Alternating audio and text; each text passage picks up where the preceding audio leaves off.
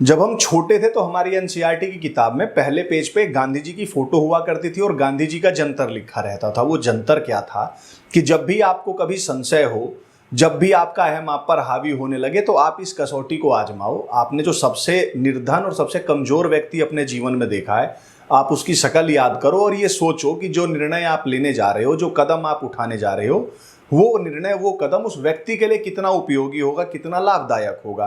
कुल ऐसा ही था इसका पूरा आशय। और लास्ट में था कि आप ऐसा जब करेंगे तो आप देखेंगे कि आपका संदेह और आपका जो अहम है वो मिटता जा रहा है। कुछ ऐसा ही एक जंतर आज मैं आप लोगों को देना चाहता हूं, क्योंकि ना जैसे जब तक हम वीडियो बनाते हैं तब तक ये गिद्धों की जो टोली है वो 4 नए झूठ बोल चुकी होती है। उसका कारण क्या है कि इनके पास है 70 साल की लूट का माल और इनकी गैंग ही बहुत बड़ी।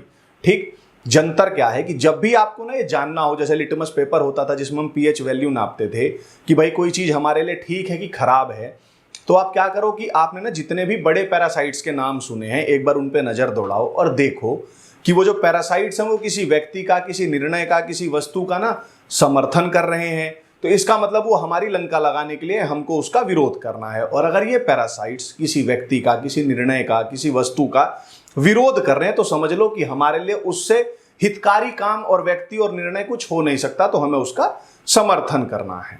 जैसे आजकल आप सब लोग एक रुदाली सुन रहे होंगे, एक हाउलिंग सुन रहे होंगे भेड़ियों की कि भाई सेंट्रल विस्टा मोदी महल, ये टूल किट में भी आया था। ठीक, तो ये जो सेंट्रल विस्टा है ये क्या है जिसके ऊपर ये वामपंथियों ने, इन पैरासाइट्स ने इतनी विष्ठा कर दी है।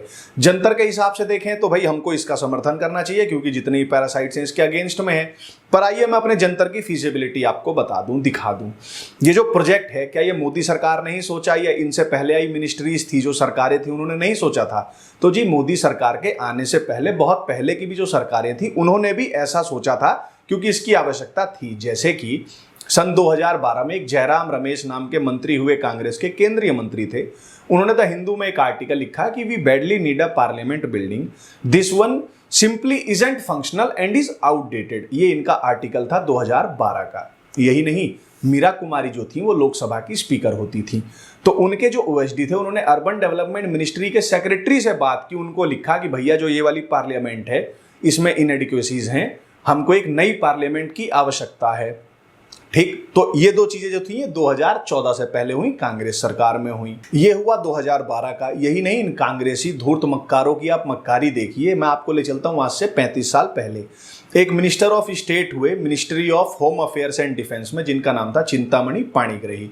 उन्होंने बहुत फर्वेंटली अपील की थी कि भैया हमको एक नई पार्लियामेंट बिल्डिंग चाहिए क्योंकि ये वाली जो है इसमें अब जगह की कमी हो रही है। ये कब हुआ? ये 35 ईयर्स पहले हुआ। ये मंत्री कब तक थे?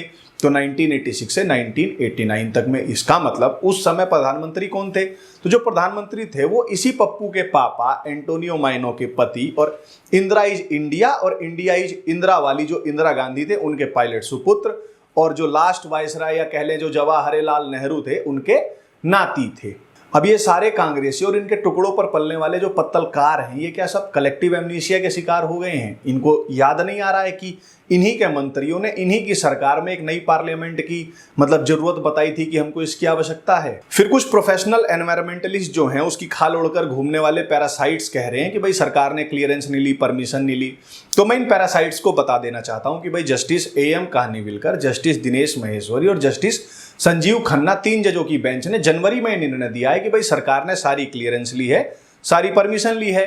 खैर अभी संसद की वैसे आवश्यकता क्यों पड़ी? तो 1951 के सेंसस के बाद जो 1952 में डिलिमिटेशन हुआ तो सांसदों की संख्या हो गई 494।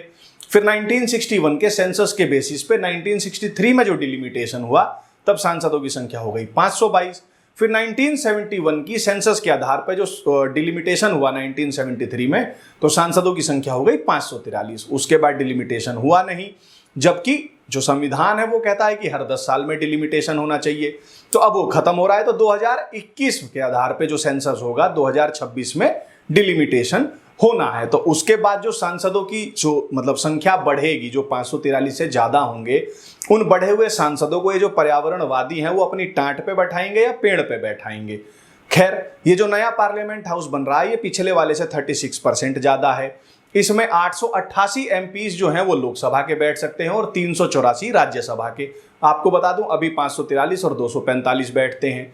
उसके बाद अगर कभी ज्वाइंट सीटिंग का मौका पड़ता है, मतलब ज्वाइंट सीटिंग की आवश्यकता होती है, तो टोटल 1272 जो सांसद हैं उनको ये नई वाली पार्लियामेंट जो है वो एकोमोडेट कर सकती है।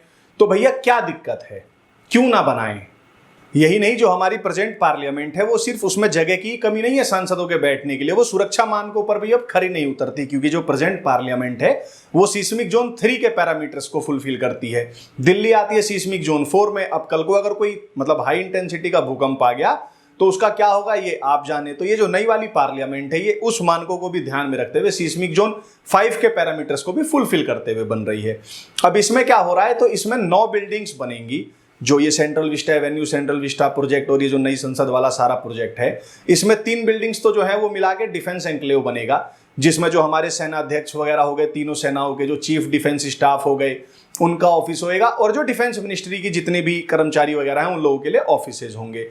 उसके बाद जो 6 बिल्डिंग्स और बनेंगी उसमें भारत सरकार के 52,300 कर्मचारियों के साथ बैठकर काम करने का वर्किंग स्पेस होगा।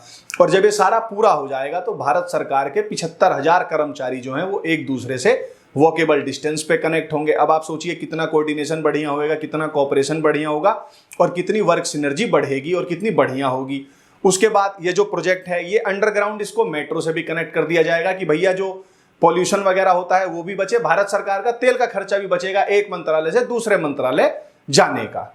अब कुछ कोरोना वायरस से भी जो गंभीर विषाणु है वो ये रो रहे हैं कि भैया 20,000 करोड़ सरकार खर्च कर रही है, ये कर रही है, वो कर रही है, इतने ही मतलब जो मिनिस्ट्रीज के लिए बिल्डिंग्स बनाने की क्या आवश्यकता है। तो पहले बिल्डिंग्स की आवश्यकता सुन लो भैया। भारत सरकार के जो बहुत सारे मंत्रालय हैं उनके जो ऑफिसेज हैं वो अभी एट प्रेजेंट में बहुत सारी प्राइवेट बिल्डिंग्स और होटल्स में रेंट पर हैं, और भारत सरकार उसका साल का रेंट जो है वो 1,000 करोड़ भरती है। वो आता है टैक्स पेयर का ही पैसा, यानी हम ही लोगों का 1,000 करोड़ रुपया टैक्स का सरकार जो है अपने ऑफिसेज का किराया भर रही है।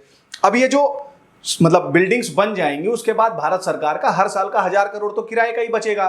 तो अब तो ये रुदाली देख के मुझे शक हो रहा है कि कहीं ये जो सारी रुदाली है, जो सारा हो हल्ला है, उस 1,000 करोड़ के बंद होने वाले किराए के कारण तो नहीं हो रहा है। तो इसकी भी एक बार को ना जांच हो ही जानी चाहिए कि वो जो उन होटल्स के, उन प्राइवेट बिल्डिंग्स के मालिक कौन है कि जो 1,000 करोड़ का किराया साल भर में जो भारत सरकार से कमा रहे थे। ठीक, उसके बाद ये जो 20,000 करोड़ का डाटा दिया जा रहा है, तो भैया हरदीप सिंह पुरी हैं भारत सरकार के मंत्री, उन्होंने पूछा कि ये डाटा कहां से आया, क्योंकि भारत सरकार ने तो ऐसा कोई जारी किया ही नहीं है डाटा। ये डाटा कहीं टूल किट से तो नहीं आया है, टूल किट जी भी इसको लेकर रो भी रहे हैं। उन्होंने ये बताया कि भैया अभी एट प्रेजेंट में 2 प्रोजेक्ट अंडर कंस्ट्रक्शन है। पहला है नई पार्लियामेंट जिसका खर्चा है 862 करोड़, दूसरा है सेंट्रल विस्टा एवेन्यू जिसका खर्चा है 477 करोड़। और ये जो पैसे का रोना रो रहे हैं, आपको पता है ये जो मतलब जितनी रुदाली कर रहे हैं, छाती पीट रहे हैं, ये सारे के सारे महाराष्ट्र की कांग्रेस समर्थित सरकार द्वारा नरीमन पॉइंट पर बनाए जाने वाले एमएलए कॉम्प्लेक्स के खर्चे पर चुप हैं। आप जानते हैं उसका खर्चा कितना है? 900 करोड़ में एमएलए कॉम्प्लेक्स बन रहा है जी, महाराष्ट्र के नरीमन पॉइंट पर। वहां सरकार है कांग्रेस समर्थित शिवसेना की सरकार। 38 करोड़ ज्यादा हो गया नई वाली पार्लियामेंट बिल्डिंग के खर्चे से, पर सारे के सारे ऐसे चुप हैं कि मतलब मुर्दा शांति से ही भर गए हो। आप इनकी हिपोक्रेसी एक ढूंढो, आपको 36 मिलेगी। मैं आपको ले चलता हूं छत्तीसगढ़, वहां पे कांग्रेस की सरकार है, वहां पे कांग्रेस की सरकार एमएलए हॉस्टल बनवा रही है 270 करोड़ रुपए खर्च करके, उस पे भी ये चुप हैं। तो जैसे बॉलीवुड की फिल्मों में नहीं आता था कि भाई आतंकवादी को इंटेरोगेशन के लिए पकड़ा जाता था तो वो अचानक से ताबीज निकाल के चाट लेता था, मर जाता था। तो मुझे लग रहा है कि इन सारे रुदाली वालों ने साइनाइड तो नहीं चाट लिए, ये जिंदा भी हैं कि मर गए हैं साइनाइड चाट के उस आतंकवादी की तरह। और जिस मोदी को तुम लोग सांस लेने से ज्यादा बार गरियाते हो, उसी मोदी ने पिछले साल 30 लाख करोड़ भारत की जीडीपी का 15% जो है वो इकोनॉमी में इन्फ्यूज किया, ताकि गरीब और जो पिछड़ा तबका है वो इसका लाभ ले सके। और ये जो मतलब जो विषाणु हैं, जो ये रुदाली कर रहे हैं, जो ये पैरासाइट्स हैं, ये नए लंदन यानी कि जो दिल्ली है उसके आईआईटीएन केजरीवाल मुख्यमंत्री द्वारा हर साल दिए जाने वाले एडवर्टाइजमेंट बजट जो है 882 करोड़, नई वाली पार्लियामेंट के बनने से 20 करोड़ अधिक, उस पर बिल्कुल चुप हैं। मतलब होता ना बिल्कुल चुप, बिल्कुल चुप, ये वाला चुप हैं। मतलब ऐसा क्यों हो रहा है भैया? जैसे मुझे तो ऐसा लग रहा है कि वो कोयला फिल्म वाले शाहरुख खान बन गए हैं कि जिसके मुंह में कोयला ठूंस दिया था वो बोल नहीं पाता है। ऐसा तो नहीं हो गया ना इन रुदाली करने वाले पैरासाइट्स के साथ। और अब आते हैं last but not the least, तथाकथित किसान आंदोलन के समर्थन में नाच नाच कर मुजरा करने वाले और वोकिज्म का जॉइंट साथ में भरकर पीने वाले लवन्या और सिड जो है वो पूछ रहे हैं कि कोविड में क्यों हो रहा है, उन वर्कर्स का क्या होगा। तो हरदीप सिंह पुरी ने ही बताया कि भैया 900 के करीब जो वर्कर्स हैं वहां काम करने वाले, उन लोगों का टीकाकरण हो चुका है, उनको वैक्सीनेशन हो चुका है, और जो बाकी के बचे हुए हैं उन लोगों का भी वैक्सीनेशन हो जाएगा और पूरी प्रिकॉशन बरती जा रही है। अब काम क्यों हो रहा है, तो क्यों ना हो काम, तुम ये बताओ, क्या तुमने अपने सारे काम रोक दिए, तुम खाना पीना नहीं खा रहे हो, तुम्हारे तो मानो घर वालों की अर्निंग होगी, उन लोगों ने रख रखी होगी, जो डेली वेज अर्नर ही है जिसकी वहां जॉब लगी हुई है, तुम क्या चाहते हो वो रोटी ना खाए, और तुम दबा दबा के डोमिनोज से और स्विगी से भैया ऑर्डर करके पिज्जा खा रहे हो। और आप मुझे ये बताइए कि भैया जो ये तर्क दिया जा रहा है कि कोरोना है इसमें क्यों किया जा रहा है, कोरोना ना आके तुम्हें स्टैचू बोल दिया था क्या कि सारे अटेंशन में खड़े हो जाओ और तब तक रहो जब तक कोरोना ही आके रिलैक्स या स्टैंड एट ईज ना बोल दे। स्टैचू बोल रखा है क्या इस कोरोना ने तुम्हें।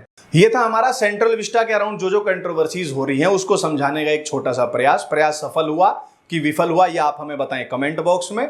वीडियो अच्छी लगी हो तो अपने दोस्तों को दिखाएं, परिवार वालों को दिखाएं, अपने गांव तक पहुंचाएं, अपने शहर में पहुंचाएं। सत्य को प्रसारित करने की इस मुहिम में हमारे सहयोगी बने। तब तक के लिए बने रहिए, जुड़े रहिए, मिलते हैं अगली वीडियो में। जय श्री राम, जय रघुवीर प्रताप दिवाकर।